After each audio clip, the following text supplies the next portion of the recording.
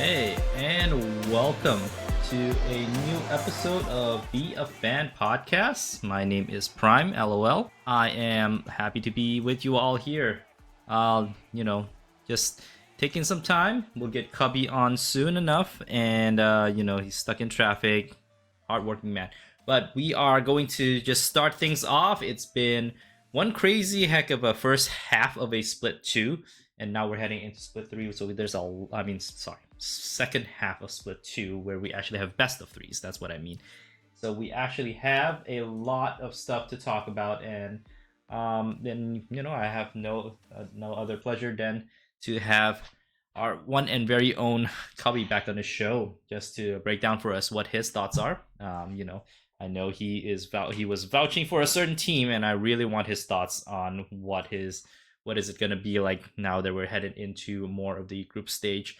So we're going to talk fantasy, definitely. Some of the bigger things here. And for some of you who may be into more traditional sports, the draft is going on. Alma mater from my alma mater, Graham Ward, number 1 pick. University of Miami has not had any high picks in the last few years, but so this is a 101 pick. So that's how good they think he is. And major stuff happening here with Cleveland Brown making a major trade and getting a lot of picks in return for a 5-step move up for the Jaguars. That's just weird stuff. If you're into fantasy football, some interesting names: Cam Ward, Travis Hunter, Ashante Jonty made it to the Raiders. Tyroa McMillan made it to Panthers, and he'll probably do well there. He has a very good shot of being a wide receiver 1. So that's fantasy football. Of course, we're going to talk about fantasy LTA. So let's do a quick dive and kind of see where everything is at concerning the league itself, our beloved North America, Brazil.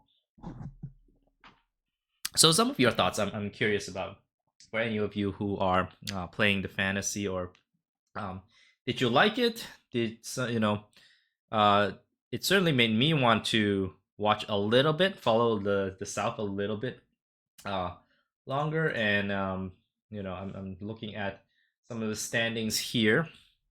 I guess we'll bring it up on my phone because it's really slowing down my computer by doing so. Leaguepedia. Okay, let's see what we have here. So, naturally, there was no real surprises in the North. For me, I think some of the teams that really disappointed so far, I think most people would agree with, is Team Liquid. What happened to them? The only team to lose to one of the bottom 4 teams, and they were shaky for the most part in the first half of the split, and we're wondering what's happening. It seems like they have not solved whatever was plaguing them that was towards the end of split 1, even the time when they were playing against the South. A lot has been pinned on Umti. This time around, I don't hear as much that he was the problem child per se, but he certainly didn't help this case, and now the whole Team Liquid has some things that they need to sort out. And is it a coaching thing? Is it just the players getting burned out after playing so many games?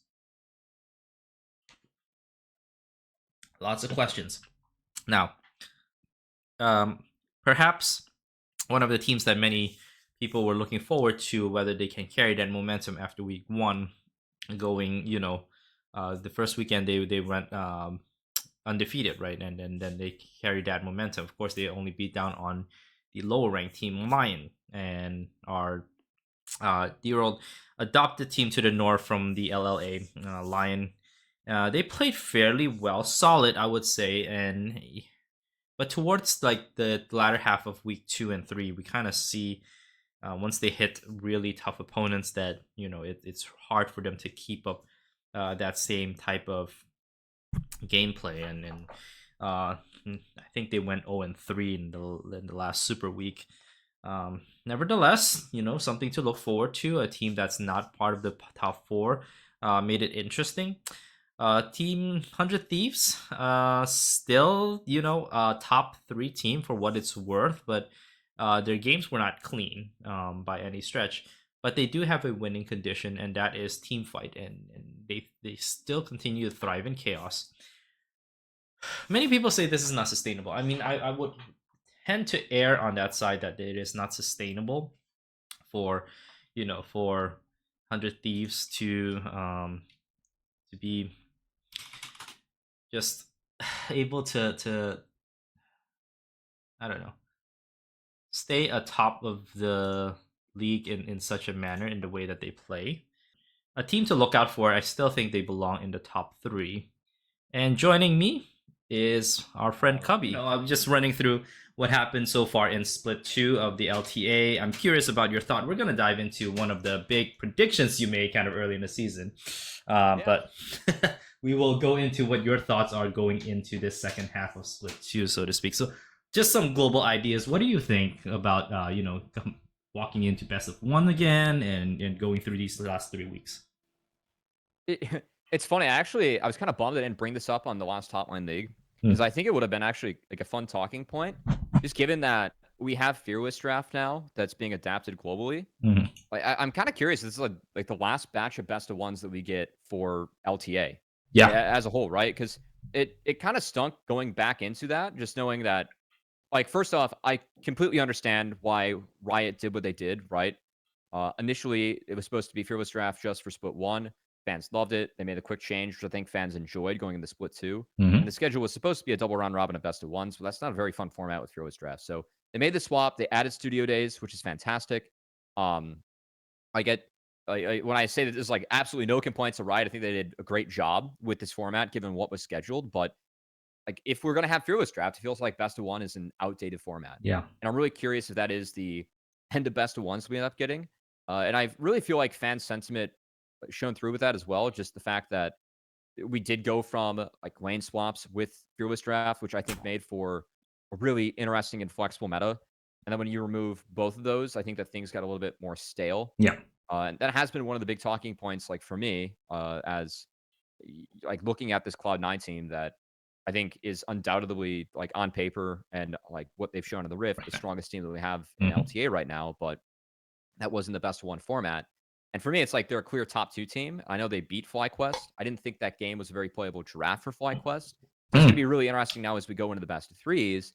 You know, obviously they're not in the same bracket or No. group, I should Yeah. say. But that'll be something interesting like later on. I mean, can I beat them in Fearless drafts, right? Where Hmm. I think a team like FlyQuest really has a reputation of being flexible. Yeah. So that's going to be something that's kind of interesting to look out for. Because I think that C9, with at least the narrower comps they were running, did look really good. So that like it's gonna lead to some interesting storylines, Hmm. but I'm not sure. I think the fan sentiment, like for me, it was a bit of a bummer to go back to best ones, and I'm more curious, like, do we get any more best of ones with Fearless being a thing? Yeah. It sounds like, yeah. I mean, if, as far as I know, what the last week was the last of the best of ones, at least from my understanding. And Split 3 is going to be more of best of threes. Uh, it's really something that I've mentioned on Twitter a lot. Is It's similar to sentiment to what David Steinach has said. You can't put you know things back in box. Once Fearless is out, it's out. It's really changed the way we watch the games, changed some of the way we can enjoy the different strategies and different ways that teams prepare. And going back to best of one this last 3 weeks, it gave us some few interesting talking points, but it did become stale really quick. We see the same champion picked again. We see the it's a matter of who can execute the best with the same meta picks, and I don't know. With that said, though, even with the best of in Split One, I do really don't have much backing or understanding or educated discussion, but I will say that viewership has not been brought back up, and it's worrisome. It feels like every week I'm listening to people talking about like, we have to go back to LCS, we have to change all that. But I'm curious to hear your thoughts. Have you addressed it in a previous pod or maybe in a Yeah. Um, you can't go back on the brand, Mhm. so that is what it is, right? Mhm. I've spoken a lot on Hotline League about how so I'm a marketing major originally, and I had a marketing job for a startup Oh. 2 years before I shifted into this. Like I lost it when COVID hit. When COVID hit, that's when I started to pursue casting. Mhm. So I when you do a rebrand, which we did at my startup, you have to, especially if you're like something big, you have to really educate people about the rebrand. Um, I think of a lot of the rebrands that we have had, like of late too, that have been unsuccessful. Like technically, Facebook is Meta now, Twitter to X, right? Mm-hmm. These are things Yeah. that like we use every day and are in our discourse, where it's like the rebrand, they can do as much as like awareness push as they want, but it still isn't like fully receptive to fans. And for me, the like if you're gonna rebrand LCS and CB law to make something different, which again, I get this is a new system. But I think a lot of the fan sentiment is like, why change the names and not just like have that lead into the Americas, which I was saying made sense to me. And B, if you are going to change it, like where was the big money spend to educate people? Mm. We have fans that still don't know the format. Fans that I feel like we never got a proper goodbye to the LCS. Mm. Where were the tribute videos that we had the LCS and CB law? Like where was the like fan support for okay, we're going into this like next step and we feel good about it. Because when you don't spend the money and like pump that out to the fans, then there becomes a hole that the fans are going to fill. Mm-hmm. And I think that the fans, they saw some of these things that they loved, like LCS, get taken away from them. Like for what? Like why? Right? Mm-hmm. And if you don't give them a reason as to why, they're going to make their own. And when you're leaving a beloved product, that's going to be negative. Yeah. So I think that Riot, for me, if they wanted to do this correctly, it required a big spend, which they're not willing to put forward. I think that's where the really big miss was. Mm-hmm. In terms of viewership, um, I know I can't sit here and pretend that like League's doing great in America. I think that going to the 3 split format, I mean, I like the idea of another international event. I thought that like just having 5 teams is kind of lame, to be frank. But the what a lot of people at home like don't know, and I think what they should know now, um, the viewership for spring and winter splits, it's always higher Mm-hmm. in the North Hemisphere, and that's just because when warm weather like becomes a thing, right? You have a lot of people that are fans, and like I'm from the Midwest or Canada. I mean, like you get 69 days a year, right? You want to get outside. I look forward to those days, right? Mm-hmm. So there usually is like a 10% drop. Drop. I don't know if that's how correct that is, but from spring to summer, there's always a drop. And you can look through like the trends historically and like track that, right? Mm-hmm. I think splitting up, split one, and then when you pair that with not having the big money spend on the rebrand and educating, like, hey, here's what the new format is. Here's where our new home is. Here's where you can follow us and where we're going to be. That ended up being a drop. I think that going back to best of ones too, like that fan sentiment for that was a negative as well, right? Mm-hmm. But I can source other things that go into the viewership drop. That I don't think the league feels very competitive right now. I don't think fans feel like the America's combination was just because that didn't feel competitive either in split one. I think that that's the biggest error looking back. The fact that the North and South conferences weren't playing immediately off Mm-hmm. the bat together. It led to like, okay, like in the South teams, win these best of 3 series and scenarios where like on paper, I like Peter Dunn was the one who I really trust, who like has been watching both regions for a long time. And he's like, yeah, it's probably like 65-35 for this one series and everything else is, probably LTA North wins, right? So I think that again, the shift was very much a top-down approach of this is going to look different, so let's make it look different, right? Mm-hmm. With the brand. And it just wasn't, it didn't properly educate fans, and then a few things that happened just ended up being misses, and it kind of ended up to where we're at now. So Yeah. yeah, it's been a bummer. It's kind of hard to talk about. Mm-hmm. But yeah. Yeah. So it's kind of many things that could have been done better, and we're kind of left with not still. There's still no clear sign that Riot is going to um, make the changes needed. Now, I am glad that they are listening and the feedbacks are being taken. Like you said, Split 2 was supposed to be best of ones only, but thankfully they changed that. My hope is that this is a more of a bigger picture and long term, but it's like if you're not getting the viewers now, is there hope for future? Whatever the case may be, I'm still gonna be a fan, and I know that you will still be a fan, and continuing on. You've been a busy man too coming into this year. I know you have a lot of different projects in mind. What's been your favorite thing that happened so far in the first quarter of 2025? Oh man, that's a good question. Um, so I mean, part of why I have my hands in more projects is that I just have to. Mm-hmm. Like, I mean, being frank, the casting space, I God, when I was working in 22, I mean, I was working at tier 1 with the audio only broadcast for LCS. I was on NACL. I was still able to do tier 3 projects. I was on CLAW. I was calling into the LCK. Um, like that, I was able to make that into a full-time job. With all the projects that I have my hands in now, it's not. So in a way, like I almost need more. I need to actually find full-time work, Mm-hmm. which wouldn't complement where this is. Being honest, my original plan for this year was that if NACL was going to be on weekends, I was going to get a full-time job and then just do that as a side gig, right? And then Mm-hmm. I was really looking forward to that because I was like, okay, like I know that rates are going to be cut, which they were, and like, hey, like I can make some extra pocket change. That's my spending money or like my rent money for the month, and that's Mm-hmm. fine, right? Yeah. Um, I it's been like honestly awkward for me because when it was changed to weekdays, I still am very passionate about pursuing this, and it probably should be time for me to hang it up. But don't have anything lined up now, and I'm kind of using that as an excuse to keep on pursuing it.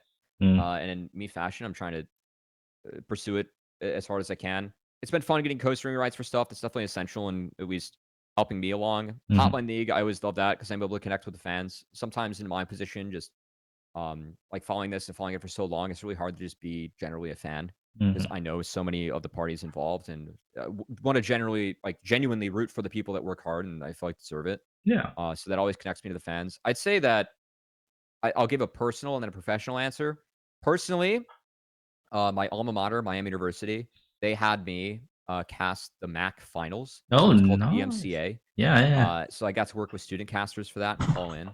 And that was really fun to be a part of it. I watched my team get reverse swept in a very crazy best of five that involved a successful backdoor and an unsuccessful backdoor in game 1 and 5, which determined the Wow. series. So that was fun. Professionally, I'd say it's the LPL English Mm, product. yeah. I'm really only on there because Kelsey Moser is one of the people that runs it, but runs it. Um, Mm-hmm. she was in our NACL producer for 22. Yeah. She was the best producer I had and is a great boss. And she's very busy coaching Boise State's esports Yes. program now outside of just league. They actually don't even have a league team anymore, so she's coaching everything else. Oh. Um, but so it's a secondary project for her, but definitely a person that I've always really looked up to just before I worked in the space. And then when I did continue working in the space, and when she asked me to help out, I did. And it's been hectic and taxing because Mm. those nights are for me like 1 a.m. to 7:30 in the morning, Yeah. which can lead to a crazy schedule. But you get to sit there and cast players like Bin, uh, Mhm. and like teams like BLG or JDG, and it's crazy, right? Yes. And Yes. it's definitely a privilege. So I, everyone talks to me like, "Oh, you won the war," and like, who wins the LPL product? I Mm. never viewed it as that. I Right. always looked at it as very bittersweet because I Mhm. mean, we're making like less than 1/10 of what the actual casters were still. Yeah. And we split that up. Like the way it's split up is everyone on the team, if you have a day, Mhm. that counts and everyone's paid evenly across the project, which Gotcha. I'm really down for. Like we have a lot of people that help out a lot. So it's just about the days that you Mhm. put in. I feel like that's a really fair system. But it definitely has like brought back more of a grassroots fan element.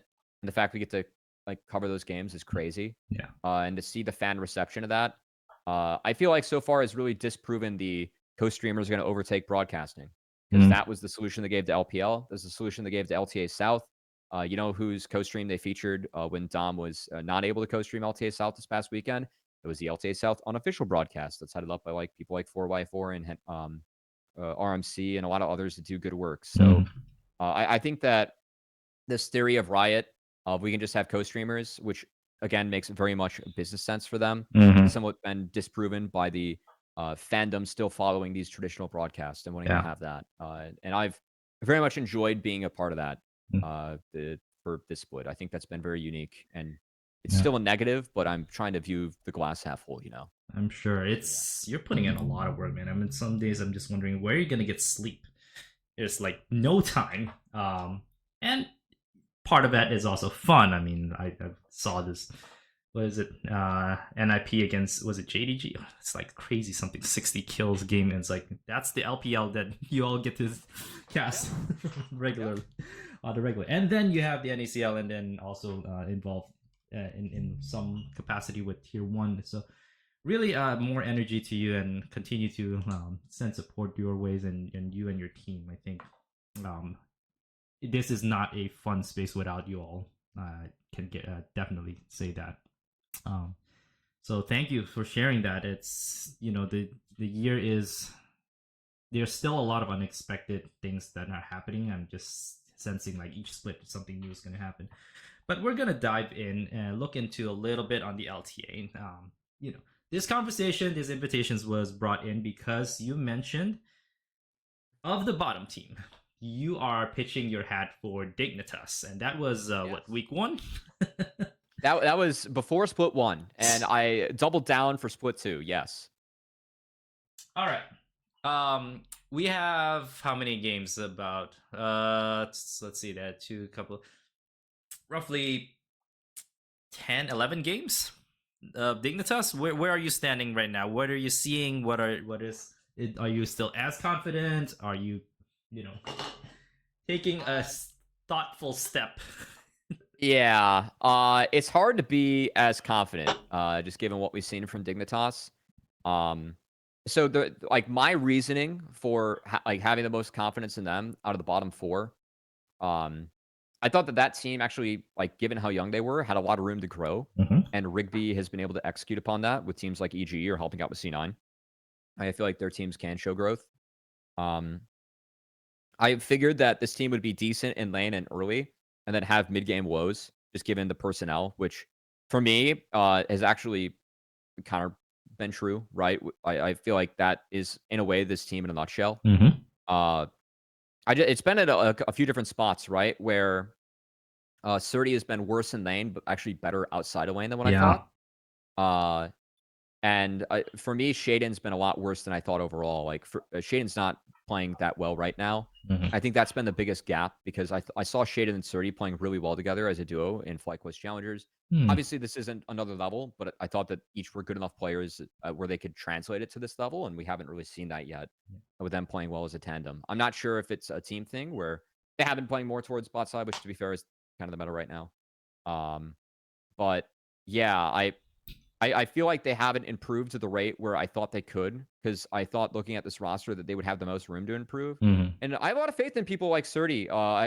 I thought Tomo, I mean, he was an AD where like that was a good pickup for Dignitas. Yeah. I still feel like Surdy is like one of the best prospects that Dignitas has ever gotten their hands on. The fact that he Mm-hmm. went there was crazy. I was concerned about Shaden and Isles being able to work together, which I feel like we're seeing on the Rift, right? That jungle support duo has not been that inspiring. Mm-hmm. I think they struggle outside of lane, which has led to some of the mid game woes. But so in a way, this team is some of the like high level like strokes is where I thought this team would be. Where I missed was that this team would improve, and we haven't seen that, and Mm-hmm. that's been a bummer for me. Yeah. And it has been good to see other teams like Lion really improve. I feel like Lion right now is the team that most fans and myself are looking at as being the team that's most likely to contest that top 4. Mm-hmm. But yeah, I was guessing that was going to be Dignitas, but yeah, so Things are far, not panning out. Yeah. yeah, so far I've been wrong. And I had the same kind of hope, and maybe we were spoiled last year because of the rookies from last year's were amazing. They're still playing at a high level. I'm worried for Surdy, maybe not to the degree that he might not pan out, but that he's still talented by and far. But yes, the laning is where everyone's paying attention, and that's a big struggle for him at the moment. It does make us wonder if Surdy lands with Lions right now. Would Lions be much better? Because that team, everyone's pinpointing their top lane is not so much helping the team. Yeah. Uh, I would say so. Again, I think the Licorice does a lot of little things really well outside of lane that some fans don't see.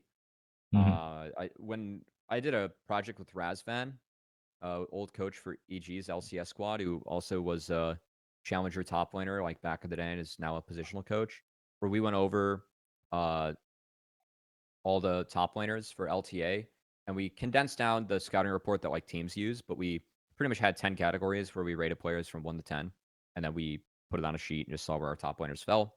Licorice, going through the tape for me, again, did a lot of those small things really well that I think sometimes Mm. like your common fan doesn't catch Yeah. outside of lane. What a lot of fans do see is him being behind in lane, and like not being the same impressive individual player that we saw the last time Licorice peaked when he was on Golden Guardians, right? So Mhm. I feel like that's been a bit of a disappointment for me. I still think that he's doing a lot of the little things really well, like outside of that phase of the game. But yeah, I think at this point, like if you had to ask me if I'm taking Surdy or Licorice, I feel like Surdy has still played better. Yep. So I would agree with you on that point, but I'm just Respect. still hoping that we see that, Mhm. Licorice kind of had that resurgence because he is a really fun player and a beloved player, rightfully so, to have in the league. I think so. I would think so. I was just glad to see him back after the year that he had, and then he couldn't find a team, right? Yeah. Yeah. So now we're headed into a group stage of sorts. These teams will only be playing amongst each other, right? Let me bring up, and I am curious of your thoughts looking just into these groups. We have Cloud9, Disguise Lion, and Team Liquid in one group, and then 100 Thieves, Dignitas, FlyQuest, and Shopify in a separate group. It seems very one-sided. I'm worried about Team Liquid. Um, Whatever's going on, whatever happened towards the end of the split one, it didn't seem to have resolved. In fact, it seems like burnout maybe something that's on my mind. I'm not sure, but that group looks by all means like C9's just gonna advance. But then who's number two from there? I still think it's TL. Mm. I think that everyone has their eyes on TL and are kind of like waiting or hoping on their downfall. It kind of feels like, in a different way, FlyQuest from last year. Mm. Because a lot of people were rooting against FlyQuest. They kind of viewed Inspired and Blippo as, so-called villains of the league. And it's like, why do they talk so much when they can't put up the numbers, like, or can't back it up, Mm-hmm. right? And now with TL, it feels like a lot of fans are like, okay, we've seen this team now for almost 2 years, and we haven't seen them improve to the rate that we want to see this team be successful. I mean, it's been what, a year and a half with Umti, and then pretty much Mm-hmm. the similar look with Pioshik, right? They just got Impact. But like the core three on the bottom side with APA have been together for a while now. Yeah, I still have faith in TL. I think that the the Lions matchup, I think what's interesting about that is Saint has been playing really well, and I'm really interested to see if Saint can kind of boost that team through the group, because Loki's been playing really well too. So like Mm-hmm. that's a matchup that I'm legitimately looking forward to. Definitely some fun LCK Challengers League backstory there as well with those two players. And a lot of people, myself included, has Saint rated higher this past offseason. We're a bit surprised to see Loki go to Okay. C9 and Saint go to Lion. I think both are playing really well. So credit like to each org and both players for Mm-hmm. like really putting a good foot forward here in the LTA. But I just don't. I still think that when TL plays their game, like their fundamentals are really tough for teams like Lions to beat. And I don't like. I can't remember a stretch where Impact has played this poorly in a long time. Like people are referencing the FlyQuest split.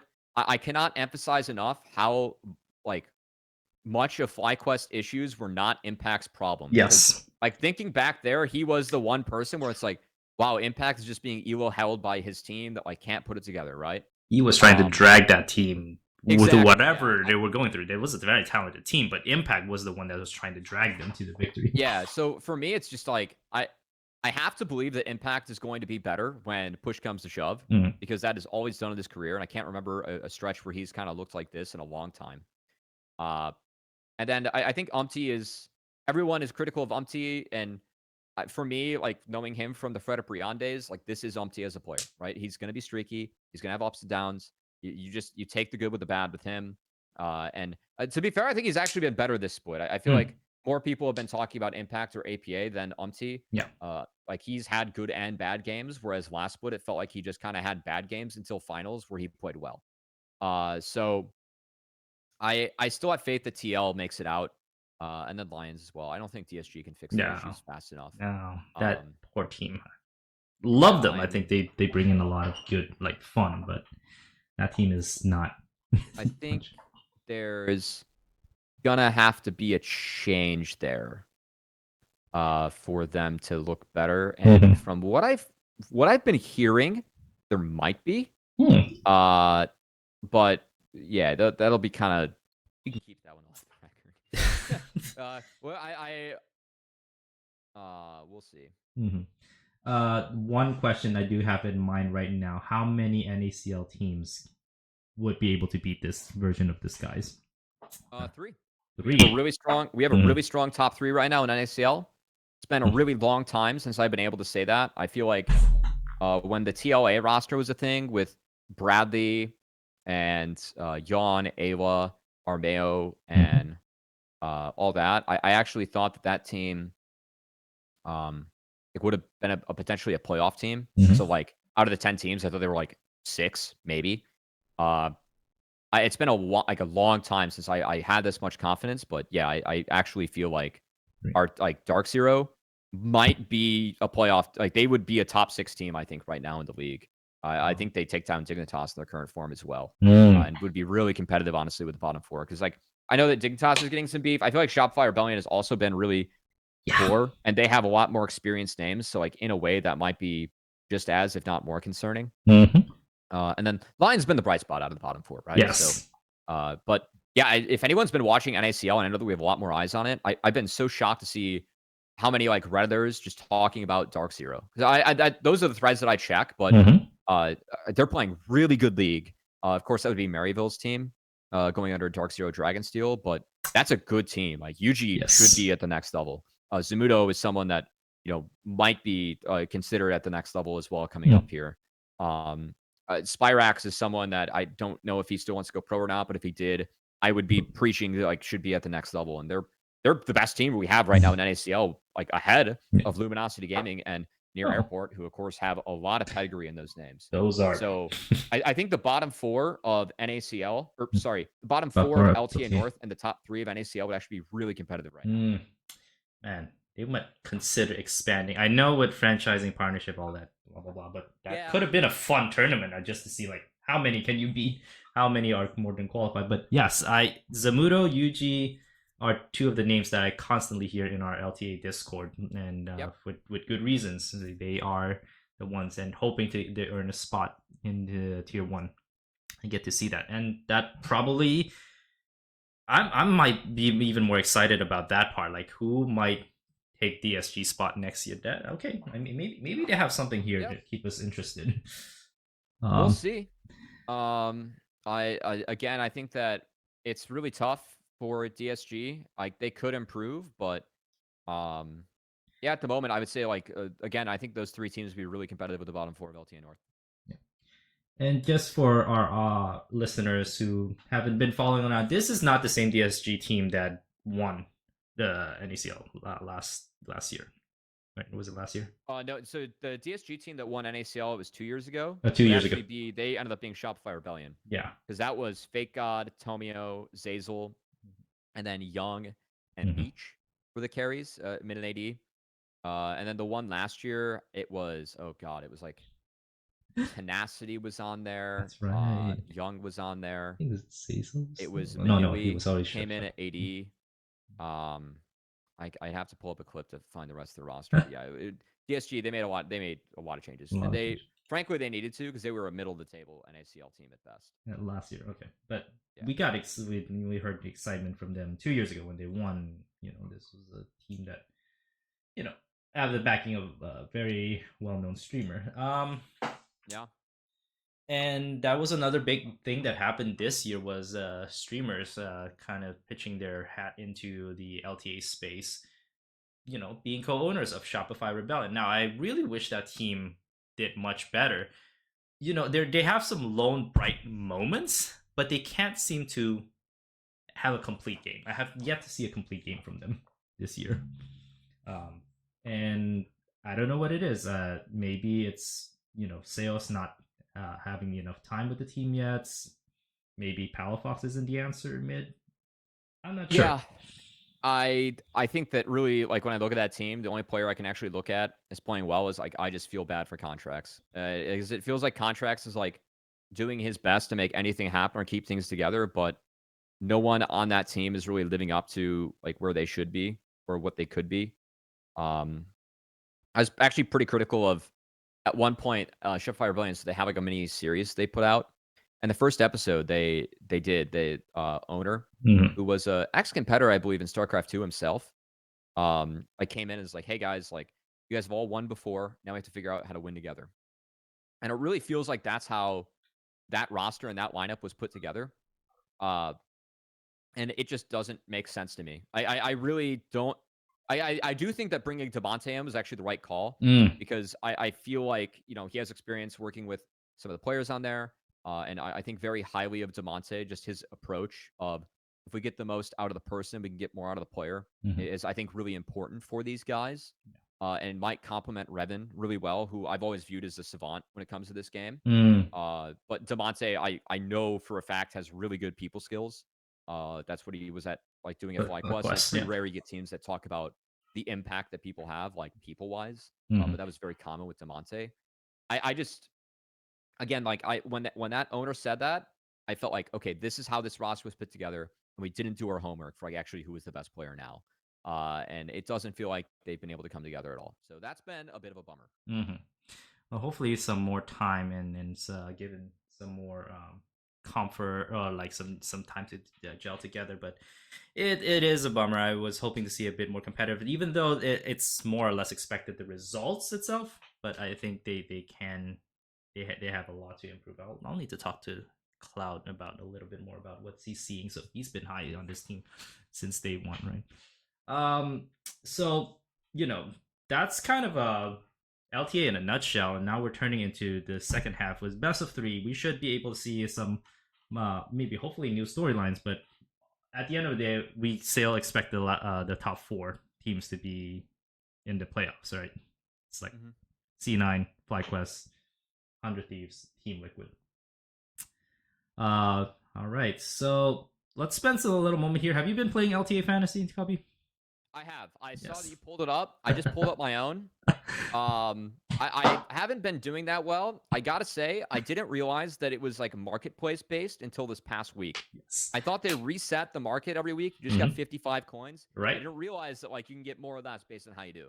I know. It Uh, confused the heck out of me. I was coming in the DFS space because I'm more familiar with that, thinking it's gonna work more or less like that. Every week I'm gonna have to, pick because the prices may fluctuate from players and I just have to put them together. But apparently there is a strategy where your players does well, you increase your budgets. As you can tell, my budget is under 50 gold. So it's okay. not been a good year for me, not a good split. I'm at 55 right now. Okay, So that's a so positive. that's a positive. That means you did better in most of the weeks. Let me see. The market has just opened, and I am broke as hell, so I would have to go budget. So I'm going Shopify this week just to kind of take on Dignitas we just talked about. Okay. Okay. Um, That might be a decent bet to try and get some more coins. I mm, gotta say, I feel like that one's still a bit of a flipper. I mhm. do like the contracts matchup though. I feel like Shaden's really been struggling, and like contracts, it feels like needs to have a big game for that team to win. Yeah, So that could be an option. I am hinging my bet on there, and I was able to afford 2 FlyQuest. Although I think FlyQuest players actually have been dropping in value every week, so they've been Yeah. already expensive. So there's no way to go up. But Masu, I had Masu this past week. He went down a hair. Mm. But I feel like I won. I had Redbert who went up a Okay. lot. That was a good read. Redbert's a good player. He was really undervalued last week. I will say that the South, obviously, I'm biased towards LTA North. I consume more tape and I want to pick those players, but I feel like the South is bloodier. So like there's more ways to win down there, Yeah. if that makes sense.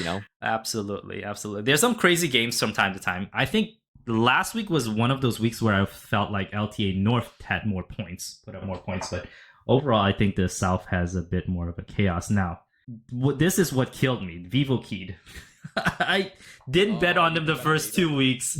Then I went full on them for the Super Week, and they went Yeah. 0-3. I gotta say, I always root for Furia down there, as of course they got Coach ThinkCard. Shout out to him. And Tatsu, who is a really good jungler. And they went 5-2 in groups. So shout out to Furia, who, yeah, again, Tatsu's a rookie this year. He won Americas with Pain Gaming Academy. Oh.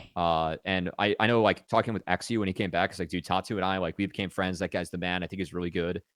So before ThinkCard left, they didn't have a jungler announced yet. It was like, dude, have you looked at Tatu? He's like, that's our jungler. I was like, oh, that's awesome, man. Like, good pickup. He's like, yeah, I like that kid. So I'm happy to see Furia and Thinkard and those guys doing well. I always thought really highly of Thinkard, and so shout out to Thomas. Awesome. Well, Yeah. that's awesome information that I wouldn't know unless you are in that space. So kudos to them because I think Furia is doing well. The teams that did well in Split 1 has crashed. I think Isurus is... Isurus, yeah. They brought in Summit. We'll see what happens. Has not been great, and I'll tell you that because I have him both here, played him 1 week, and I had him on my Dynasty team. Not a good pickup for me. I thought he was going to have a chance to go against LTA North again, but we'll see. We'll see where that ends up with Isurus. Yeah, they had a split.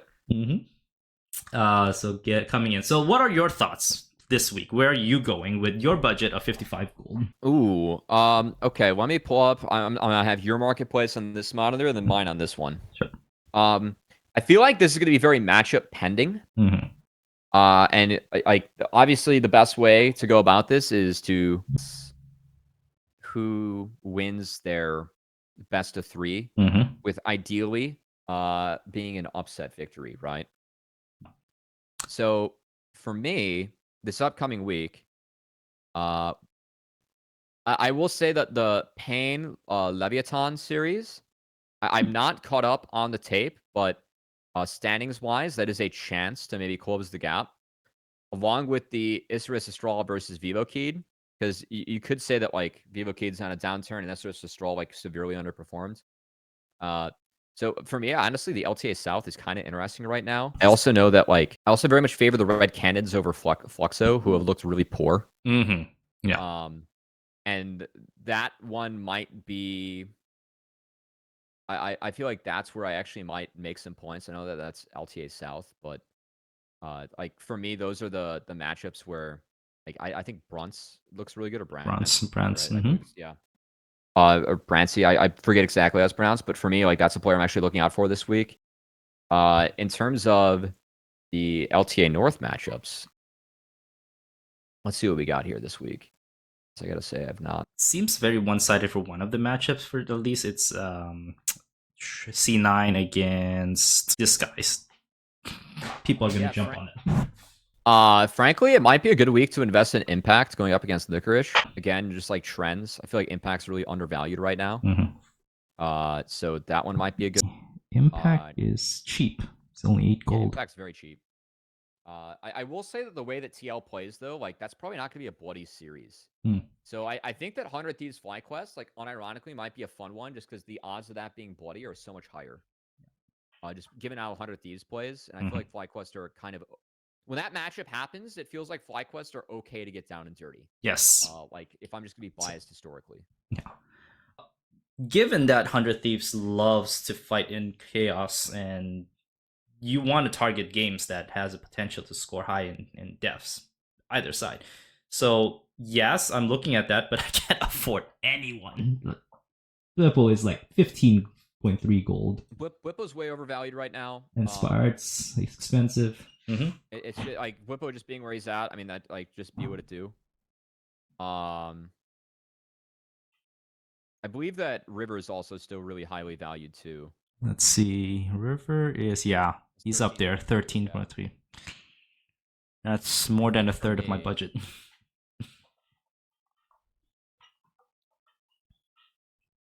Where am I gonna go this week? See, like part of me just like wants to reset everything, but also, I mean, some of these players, like I think it's kind of fun to hold on and see if they go up in value. Like for example, I actually might hold on to Redbird this week. Going up against Furia. Is that a coin flip series? No. I don't watch that league enough to know. Okay. But I do. I know that Redbird is a good support over there. Loud has a couple of good games. You hit them on the right games, they will give you the points. So yeah. All right, nice. Yeah, it's gonna be an interesting. So you sound like you have a strategy where you look at the head-to-head matchups sometimes, and also consider like how the games might go. That's the. I probably should adopt more of that strategies, because what I typically do is go full stack. Like I want to stack this ADC and support. Of course, I can't do it this week. Maybe a jungle mid, but not necessarily a good correlation matchup for me. But I go for the games more than I go for the individual matchups. Okay. Mhm. Okay. I like that. Yeah. It's a high risk supposedly, but it has panned out for those who picked 100 Thieves last week and then C9 the week before because they were playing. People were able to know their matchup against DSG and against Dignitas. I feel like Romer might be set up for a big week too. Throwing that one out there. I mean, obviously Leviton's like they're one of the better teams that I expect that one to be kind of close, but Cody is really highly valued in that matchup, and I think Romer with this team is quite good. So for you, do you also take into account if you ever would avoid like playing two players on the opposite end, like one, like yeah, I try and avoid that. Mm-hmm. Sometimes though, like again, if it's a 100 Thieves match, it's gonna be bloody. I don't think it's terrible. Yeah. If you feel like you have value. But I pretty much I made this like very like the way that I would just go about it is I just kind of like gut check, be like, okay, where's everyone valued and like what matchups do they have this week, and then I just kind of run from there. Gotcha. So that was like that's how I've been doing it. So like this week again, I mean, I have Tomo probably. I'm gonna go with Tomo or Brance. Let's see. I still think that Dignitas beat SR. And Tomo is very like I think he's very kill hungry on that team. Like they feed him a lot. So there he is. That's a good one. I'm probably gonna go with Impact. I know that he's struggled a little bit, but I like Impact against Krish. I'm going to take Impact. Yeah. I also like. I know the champion picks are kind of hard sometimes. Yeah. Oh, that's a good pick. Even APA too. I think that I won't go with APA this week, but he's been dying a little bit too often. But APA is still really undervalued. Yes. Or like I think the APA. I mean, again, I just think the TL are undervalued as a team right now. Oh, Toots is good. I think he got me a massive amount of points in one of those weeks. Oh yeah. Yeah. I'm trying to remember which week that was, but I definitely know. What is he averaging? There's a lot of different ways you can go this week. He averages something. Yeah, like you could just like kind of cash in on C9, but again, I don't think that C9 like they probably win that series, but I mean I would take they win that series, but how many points are they actually going to give you with how one-sided that is, right? You have to take that into account for sure, because if they don't match up to the points that they put up previously, I think that's where their value goes down. Yeah, for sure. And look at this. We have Vulcan, who is the highest, most expensive support. Sven's most expensive ADC. Loki, most expensive mid. Blabber is probably most affordable at 11. Gold. Yeah, I mean, I honestly might just take... Loki's been playing so well, but again, I don't think his value like can go up. If you didn't have him before, it's hard to buy in. I have to pay 15 gold for him. Like I think that's kind of hard. Whereas like Impact, Tomo, Redbird, I feel like all those players are undervalued at the moment. But also, I want to score points. You know? Yes, absolutely. I mean, look, Fantasy has added a lot of fun to this split. It is. It is a fun system. And they're gonna continue to innovate. Stop sharing for now. Innovate, and I think what I saw last update is now they're gonna make the fearless components a little bit more interesting. So if you pick a champion that what's it called? First time it ever appears in the whole split, you get a different multiplier. And if you get an off-roll champ picked, you get a different multiplier. I have to dig that up, but that's good. That's gonna be a new spin to it. At the moment, I am Impact, Blabber, Loki, Tomo, Redbird.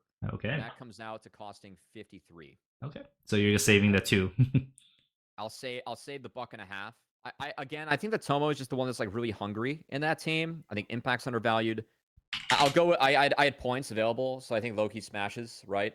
With Blabber. I'll take that guaranteed win, and then we'll see what Redbird does. I think the Redbird can go up in value, which I'm gonna hang on. Awesome. So we'll see. 2 weeks of Redbird, baby. Yes, let's do this, and good luck to your team. I'm trying to see if I can pull up the multiplier, but Until then, I really appreciate you taking the time, Cubby. I know it's kind of getting Yeah, late for you as well, and we really appreciate you. It just also reminded me it's probably been a year since I had you on because the last time we talked, I know. we had discussion of your Chicago Bears drafting Caleb Williams, and tonight is draft night. Yeah, we took a tight end. I was a little bit surprised by that. But yeah. This is a second tight end in the first round. I haven't seen that in a long time. Yeah, Tyler Warren went the first Mm-hmm. round too. We got Cole Kmet with an early pick way back when, so it's gonna be the pairing. I know Ben Johnson. I've been doing some reading. He likes to run the 2 tight end sets, Ah, which I didn't know. But yeah, I really wanted more interior. We've picked up a lot of offensive line help this offseason. I think yeah. the defensive line we could always use some help or like edge rusher. And there was like a bunch of D linemen that went right after. So I was kind of in the camp of like, okay, can we trade down maybe, get some value and still get one of those picks? Not the case, but we definitely we picked an offensive coach and we have an offensive weapon. So Mm-hmm. yeah. It's coming together. It's coming together. I'm really happy for you that Caleb Williams really panned out really well. It took a while. The first few games, I'm sure a lot of Bears fans were wondering. Talented. I'm not concerned at all. He needs help. Yeah. And not help weapon wise, just help O line wise. So hopefully Ben Johnson O line can be more help. I would have worn my Caleb Williams jersey if I didn't just come back from the gym. So that's usually what we rock. I like the SR jersey you got, by the way. Yes. The Lunar New Year one is definitely one of the sharper jerseys I've seen of late. Definitely the one that I just saw and I knew I needed.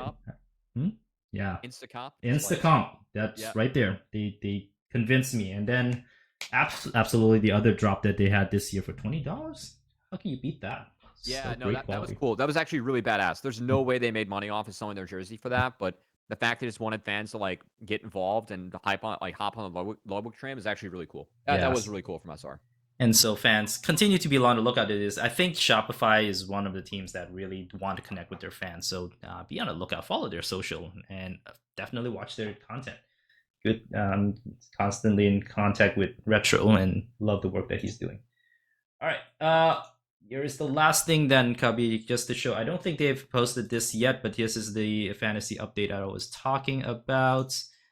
Pedro dropped it in the Discord, so okay. Fearless. You get 1.3 for your chosen champ, 1.5 if in games with chosen champion appearing for the first time in the LTA split, and 1.7x for in games chosen champion being unique for its lane. So my guess is that means off roll. Okay. Oh, I might have to do some homework then, like in terms of what's played. The best website for homework, by the way, is GOL. Oh, GOL.gg. GOL.gg. Yeah, I think that's like the best snapshot. I used to write all my casting notes like in a book. Like I had like a little like journal book. So I'd take the 2 pages, like that'd be my prep for a match. One page would be like storylines, notes, like stuff I noticed, like some player history. Other page just be raw stats. I've actually stopped doing that because GOL is just like I can pull it up my second monitor and it's visually so nice where I can just look and be like, okay, they have 5 games of 0, they're 4-1. All right. Like stuff like that, or I click around. It's kind of stopped me from. It's changed my note patterns. Also with Fearless, you just have less correlation. It's not like, oh, they've played 28 games and 17 of them are on NAR, which used to happen a lot, right? Yes. Like if NAR's up, that's getting picked. But not the case. Not the case in Fearless, so which is kind of fun. I will say that is one of the fun parts of it. Appreciate that resource. Now you can enhance your fantasy preparation and also your viewership preparation. Cubby, thank you so much for joining me tonight. You've been an immense pleasure to have. We will have you back, hopefully before another year. But if it's another year, we'll get to talk Chicago Bears. Continue. Yeah. No, I appreciate it. Anyone that reaches out to me, like with podcasts, I mean, I try and do my best to say yes and come on. So thanks for reaching out to me again, and I'm glad we can make this happen. Yes. I had a good time. Thanks for the questions. It was a fun one. Thank you so much. And folks, until next time, continue to be a fan.